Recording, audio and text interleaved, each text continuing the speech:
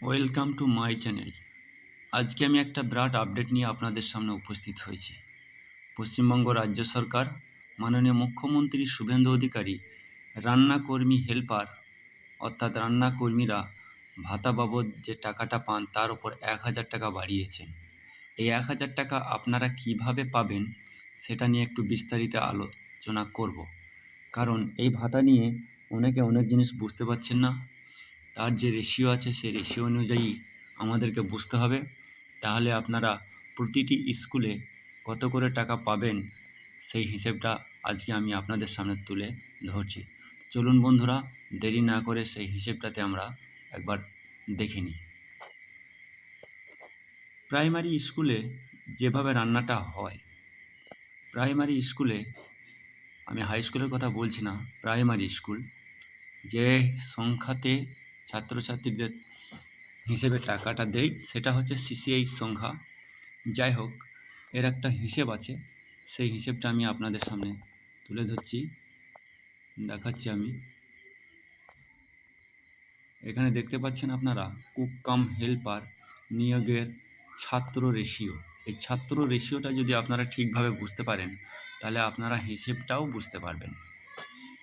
কেন্দ্রীয় পিএম পোষণ গাইডলাইন অনুযায়ী সব রাজ্যের জন্য একই নিয়ম আছে, যে নিয়মটা আমাদের রাজ্য পশ্চিমবঙ্গেও একইভাবে আছে। ধরুন একটা স্কুলে ১ থেকে ২৫ জন স্টুডেন্ট আছে।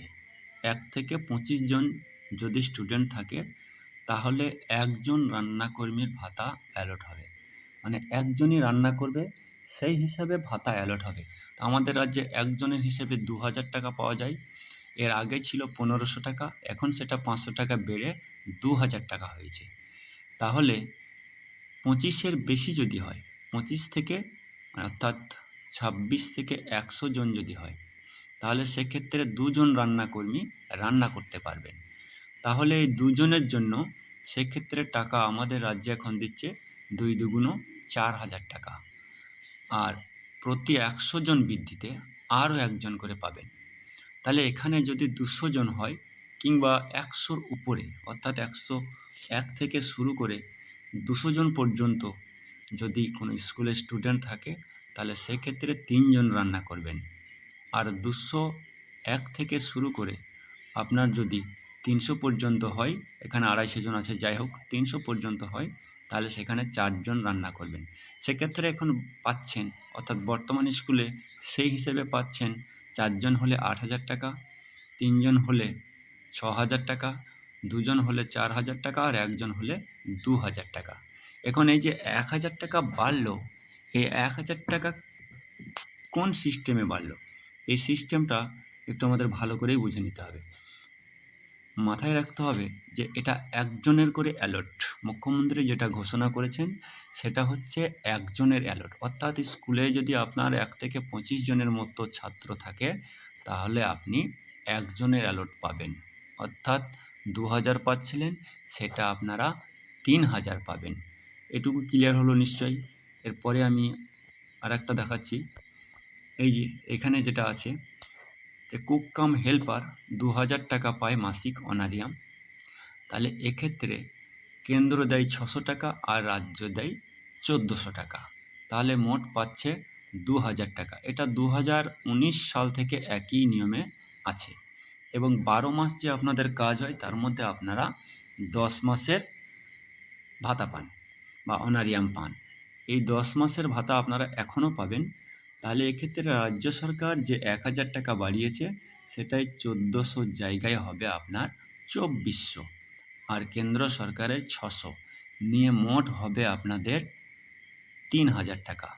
এখন আপনাদের স্কুলের যদি ছাত্রছাত্রীর সংখ্যা ৩০-এর অধিক থাকে, অর্থাৎ ২৬-এর অধিক ১০০-র মধ্যে থাকে, তাহলে আপনারা ৬,০০০ টাকা পাবেন।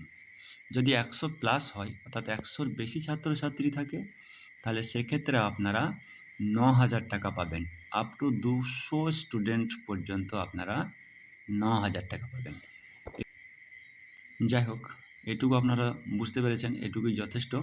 তাই সিসিএইচ সংখ্যা যদি ২ জন রাখা যায় বা থাকে তাহলে তার রেশিও অনুযায়ী তার মাসিক যে অনারিয়াম ২,০০০ টাকা সেই 2000 টাকাকে 2 দিয়ে গুণ করলে 4000 টাকা আপনারা পাবেন।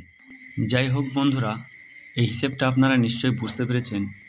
ছাত্র সংখ্যার উপরে আপনাদের ভাতা নির্ভর করছে।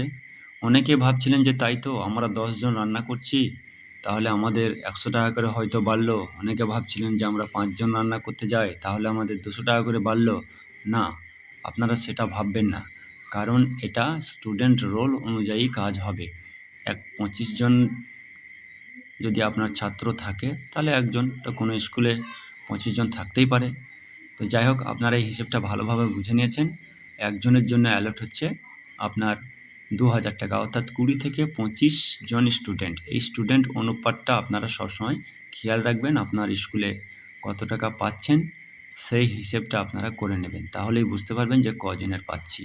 যদি 2000 টাকা পান তাহলে 1000 টাকা বাড়বে, যদি 4000 টাকা পান তাহলে 2000 টাকা বাড়বে, যদি 6000 টাকা পান তাহলে 3000 টাকা বাড়বে, কারণ এটা স্টুডেন্ট রেশিও অনুযায়ী চলছে। ঠিক আছে বন্ধুরা, এখন সরকার কবে নোটিফিকেশান দেয় সেটাই এখন আমাদের অপেক্ষা করতে হবে, কারণ নোটিফিকেশান অনুযায়ী কোন মাস থেকে লাগু হয় সেটা নজর রাখতে হবে। এরপরে যে আপডেটগুলো আসবে আমি আপনাদের সামনে তুলে ধরব। আজকে এই পর্যন্ত।